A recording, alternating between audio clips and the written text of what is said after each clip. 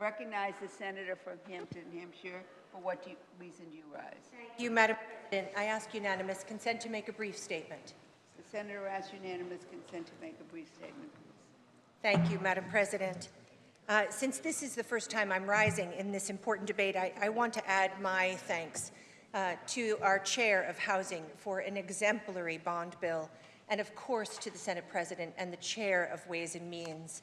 I loved how our Chair, Senator Edwards, talked about this being the beginning of a conversation, and that gave me great hope that we together would open this chapter on affordable housing for our constituents from Pittsfield to Provincetown, and that we would both take this step today and keep going. And it is in that vein of keeping going that I will talk very briefly about amendment number 242, which is a local option transfer fee.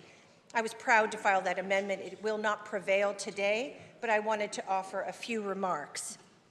So the amendment is based on a bill I filed for 3 sessions, itself inspired by the town of Amherst, which instigated a home rule transfer fee petition after, to quote its town manager Paul Bockelman, quote, maxing out its CPA funds for affordable housing every year and using every dime it could from CDBG and ARPA, and still not being able to meet the demand for affordable housing in the region. Governor Healy filed a related provision in her initial housing bond bill legislation. I called that a gutsy move then, and I stand by that today. The amendment's underlying legislation has been powered for years by the Local Option for Affordable Housing Coalition, or LOHA, which is comprised of more than 107 organizations, again, from Pittsfield to Provincetown, including entities as large as Mass General Brigham. And I think we should take note of that. This amendment and the legislation I filed would have authorized cities and towns to impose a fee of between 0.5% and 2% on the sale of real estate, luxury real estate. 38 states have some form of real estate transfer. So this is not new by any way. In the Commonwealth, which has point-of-sales fees on real estate transactions which are lower than all bordering states except for Rhode Island, 19 Massachusetts municipalities have filed home rule petitions requesting this tool, 19 of our communities. But that's not the only way to judge its popularity.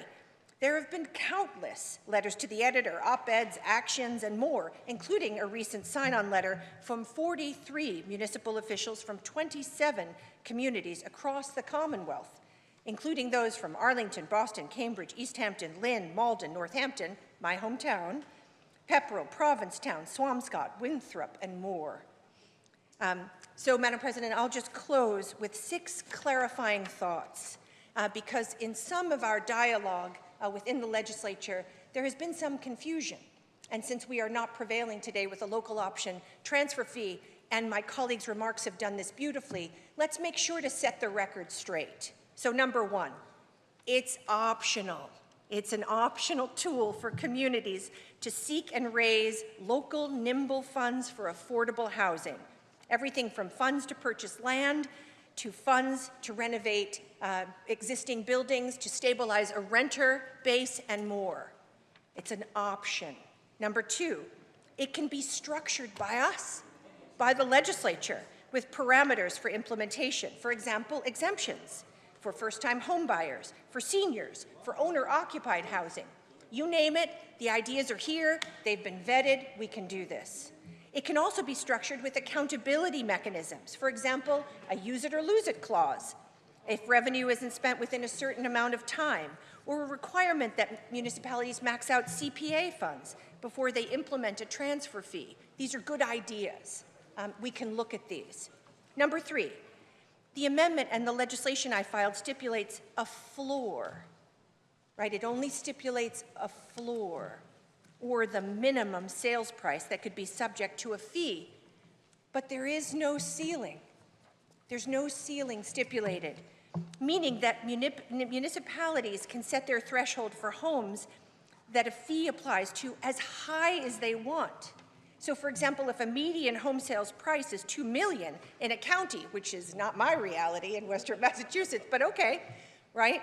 Okay, Communities in that county could choose an even higher threshold, 5 million, 10 million, as their luxury real estate transfer threshold. They decide. They know best. Number 4, some say this will freeze the real estate market. While that notion is alarming, indeed, there's just no evidence that that would happen. Zero evidence that has been brought forth that would have the kind of impact here in Massachusetts. It's not had that kind of impact in the states or cities and towns that have had this option for years. Number 5, some say that this fee is inequitable because smaller, poorer communities like the folks I represent won't raise as much money as wealthier communities. And that's exactly why a transfer fee considers a county median in this proposal. Now, there are other proposals here, but in this proposal, and why less wealthy municipalities still won't raise, and while less wealthy municipalities still won't raise the type of revenue that larger, wealthier communities will, it's all relative. So, for example, friends, in Irving, we don't need 200 senior units. A dozen will do. A dozen senior units in Irving will do, and they're trying to do that in Irving, to begin freeing up housing stock and allowing elders to age with dignity in their community while welcoming in new families. And number 6, the only choice not allowed in this version of the transfer fee is what to do with the money raised. That choice is singular and crystal clear. Communities would be mandated to build the affordable housing that our state desperately needs. Again, while we will, so that's 6 clarifying thoughts I just offer to you in deep respect. While we won't pass the transfer fee in this legislation, we will pass an important commission that will look at this option, and I am grateful for that, for everyone, especially our Chair of Housing, our Senate President, and the Chair of Ways and Means, for allowing this and for making it a robust commission.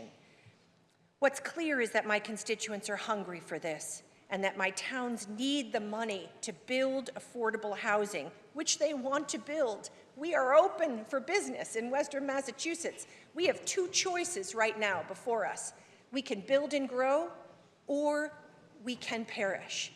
Those are the 2 choices. All the demographics show a steep, steep population decline. Our communities will become unviable by the year 2100.